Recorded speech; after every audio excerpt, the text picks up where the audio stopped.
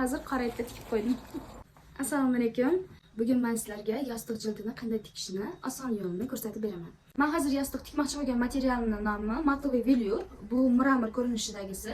Matoviy velurni bilasizlar, eniga 283 metr bo'ladi. Matoviy velurni cho'ziladigan tomoni bor, cho'zilmaydigan tomoni bor. Men hozir cho'zilmaydigan tomonidan 70 cm bichib olganman, mana.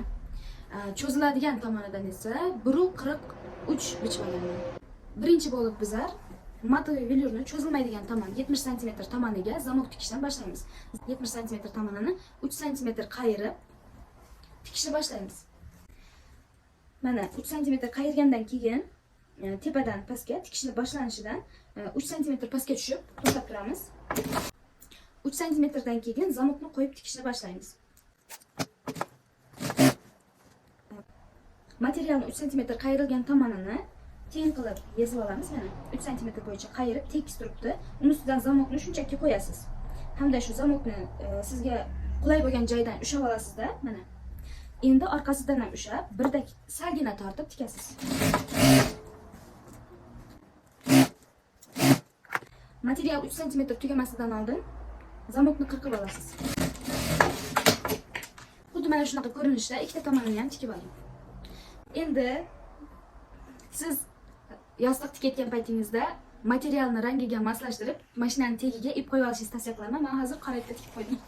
Keyingi ishimiz mana bu yoq tomoniga zamok tikildi-da, mana 70 cm tomoniga. Endi shuni ikkinchi tomonini to'g'ri mana shunga qarama-qarshi tomonini birlashtiramiz. Birlashtirganda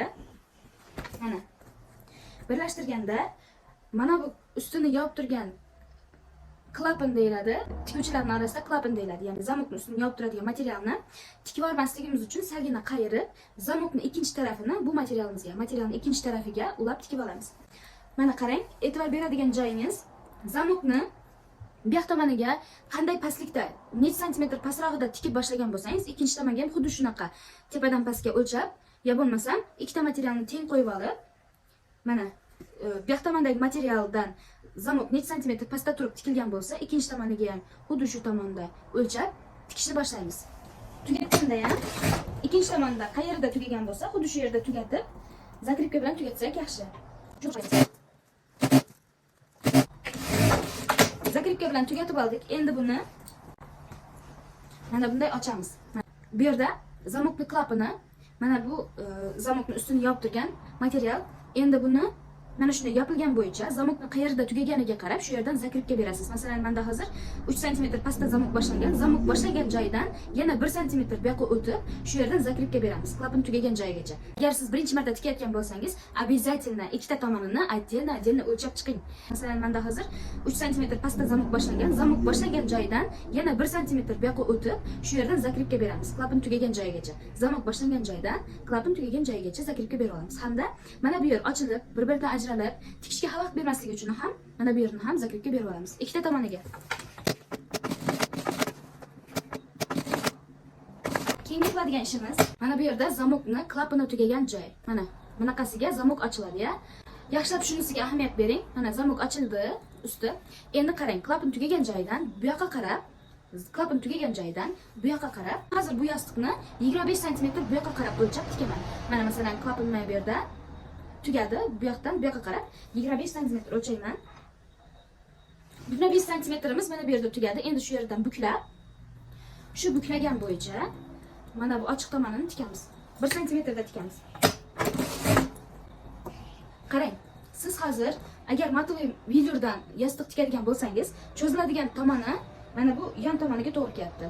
Zamok tikiladigan tomoni har doim cho'zilmaydigan tarafidan bichilishi kerak. Endi qarang, ikkita yonini tikayotgan paytimizda ahamiyat beradigan narsamiz, ikkita materialni cho'zilishi hisobidan ehtiyot bo'lib tikishimiz kerak. Masalan, tagidagi materialni tekis qilib qo'yib olasiz. Shunchaki qo'yasiz, tekis bo'yicha turadi. Ustiga esa materialni shunchaki qo'yasiz. Tekis bo'yicha qo'yasiz. Endi shu bo'yicha materialni tortmaysiz yoki bo'lmasam orqasidan ham tortmaysizda, shunchaki materialni ushlaysiz, siljib ketmasligi uchun. Endi shu bo'yicha tikib kelasiz. Endi ikkinchi tomonni ham xuddi shunday tikib olamiz.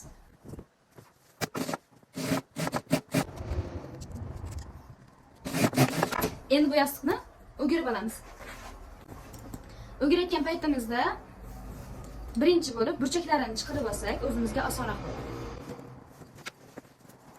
Sizga tikish osonroq bo'lishi uchun birinchi bo'lib mana bu yon tomonini tikish tushgan joyi bor, o'sha yetidan tikishni boshlang. Ustidan kant qilib 3 sm da tikib chiqamiz.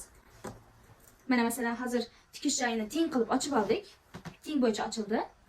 Endi mana bu yerdan boshlamaymiz tikishni, sal buyoqrog'idan boshlaymiz. Keyin zamok sizga qarab turgan bo'lsin. Shunda o'ng tomoni, yostiqning o'ng tomoni zo'r chiqadi. Mana hozir tikilgan tomonini teng ochib oldik. Endi sal mana bu yerdan tikishni boshlayman. 3 sm da zakripka berib tikishni boshlaymiz.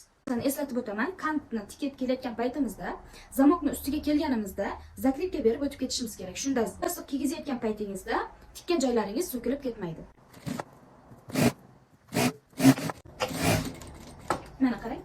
Kantni tikib olib keldik. 3 sm material tugashiga 3 sm qolganida mashinani tikishdan to'xtatib, ignani materialga tushgan holatida to'xtatamizda va lapkani ko'tarib, materialni bu yoqqa burib olamiz. Endi bu yoq tomonida tikish turgan tomoniga keldik.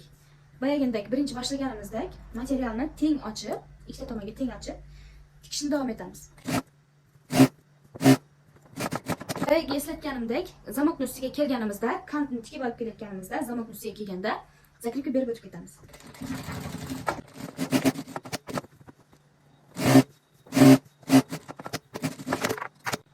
Endi bu yostiq jildimizni ichiga yostiq solib ko'ramiz.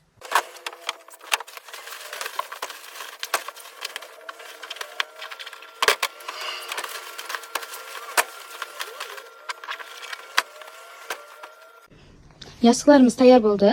Men hozir videoni qo'shib, yostiqlarni tikib, qoplab bo'lgunimcha 22 minut o'tibdi. Endi 20 minutda ikkita yostiqni bemalol tiksangiz bo'ladi. Uyda o'tirgan, dekretda o'tirgan ayollar bo'lsa, uyingizda qo'l mashina yoki bo'lmasam oyoq mashina bo'ladigan bo'lsa, bemalol mana shunaqa yostiqlardan tikib sotsangiz bo'ladi. Qarang, shunaqa zo'r, качественный bo'lib chiqadi bu yostiqlar. Mana materialni bichgan paytimda 70 sm bo'lib mana shu yerda tugagan bo'lsa, hozir kant qilib 3 sm dan ichkariga kirgizganimiz hisobidan yostig'imizning ichki holati 65 ga 65 razmerda, sirtki holati 70 ga 70 razmerda bo'lib chiqadi. Bu ikkita yostiqni 70 sm, matoviy velurdan 70 sm dan ikkita dona chiqardim.